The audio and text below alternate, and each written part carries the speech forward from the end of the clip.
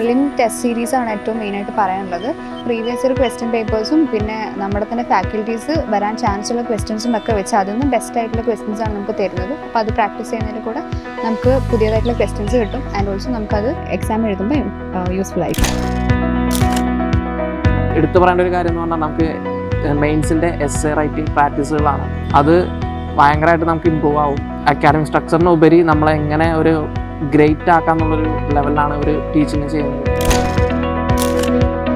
എനിക്ക് കൂടുതലായിട്ടും എൻ്റെ ഒരു സ്റ്റാൻഡ് എവിടെയാണെന്ന് മനസ്സിലായി. അതായത് നമ്മൾ എവിടെയാണ് നിൽക്കുന്നത്, സോ അത് ആക്സസ് ചെയ്യാൻ പറ്റും. അത് കഴിഞ്ഞ് കഴിഞ്ഞിട്ട് നമ്മൾ പഠിക്കുന്നതിനപ്പുറം ഉള്ള കുറേ കാര്യങ്ങൾ നമുക്ക് ടെസ്റ്റ് ചെയ്യുമ്പോഴത്തേക്കും കൂടുതലായിട്ടുള്ള നോളജ് കിട്ടും.